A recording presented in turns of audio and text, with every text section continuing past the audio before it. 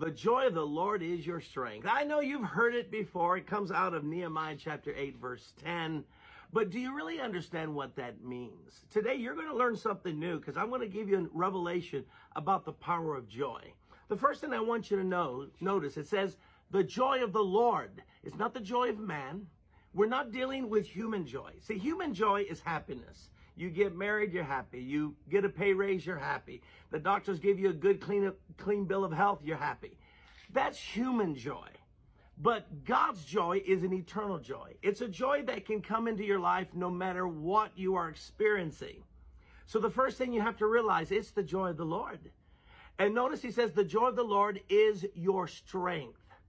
You know, you might recall that joy is one of the fruits of the Spirit. Galatians 5, Paul lists for us 9 fruits. And the top 3 are the most important: love, joy, and peace. What's the purpose of fruit? Have you ever wondered what fruit is? Well, listen, fruit is good for you. That's the first thing that the fruit of the Spirit is. It's actually good for you who has it, not just good for the person that you're applying it toward. And in fruit, some fruits might be high in potassium, others high in vitamin C. You got vitamin A and E and other vitamins. In other words, each fruit provides you a particular benefit. So it is with the fruits of the Spirit. Each fruit gives you a benefit. And what is the benefit of joy? Nehemiah. The joy of the Lord is your, come on, let me hear it, strength. Now, what do you need spiritual strength for? Because you're going to be facing trials of many kinds. Might have a trial in your marriage, with your children, a trial with your health, finances, as a pastor, a trial in your church. In other words, we all go through difficulties in life, right? We all go through trials. Well, how are you going to overcome those trials? You need strength. And what gives you strength? Come on, now you get it. The joy of the Lord. In other words, you have to be joyful in order to overcome your trials. This is why James chapter 1 says, count it all joy, my brothers, when you face different temptations and trials. What does he say, count it all joy? Well, those trials are not joyful, but what he's saying is, if you don't have joy, you're never going to overcome your trials. See, and when you fall into depression and you're grieving and you're sad, you lose strength. In fact, you probably notice when you're depressed how you just want to sleep all the time. You ever notice that when you're grieving, you just want to be alone? And you notice that even physically you feel weak. Well, joy replaces your weakness with strength. And friend, you need strength to overcome your trials. This is why Paul wrote in Philippians chapter 4, verse 4, he says, rejoice in the Lord always. Why always? Because life doesn't always give you what you want. But if you rejoice, that is, you purpose to be joyful in the midst of your tests and trials, then you're going to overcome your tests and trials. In Habakkuk, there's a passage in Habakkuk chapter 3. It's an interesting verse.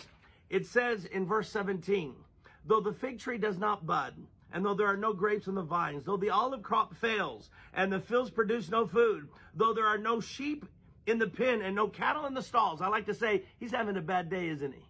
Things are not going well for this prophet. But notice the next verse. Verse 18, yet, can y'all say yet? Yet I will rejoice in the Lord. I will be joyful in God my Savior. What is he saying? At least I have my salvation. I have my God. I might not have the cattle in the stall. I might not have the fruit on the vine, but I have my God. And can I tell you, friend, you have your God. And because you have your God, you can be joyful. Now you're getting to understand why Nehemiah says the joy of the Lord is your strength. Because only when we're joyful do we have the spiritual strength to overcome our tests and trials. Now you understand Isaiah chapter 12, verse 3. He says, with joy you will draw from the waters of the well of salvation. I love that. With joy. You know, in order to draw water, you need some muscles. I'm telling you, it's not easy to pull out that bucket full of water. And what he's saying is, with joy, you're going to draw from those wells of salvation. See, wells of salvation. Salvation is more than going to heaven. There's some wells to your salvation. The wells of healing, the wells of joy, the wells of peace, the wells of financial provision, the wells of answered prayer, the wells of victory. In other words, in order to get all that Christ purchased for us, you're going to need strength to draw from the wells. That's why he says, with joy, you're going to draw. Oh, come on, people. I have preached myself happy. I hope I preach you happy.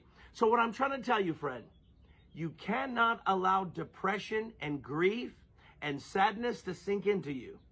And maybe you lost a loved one.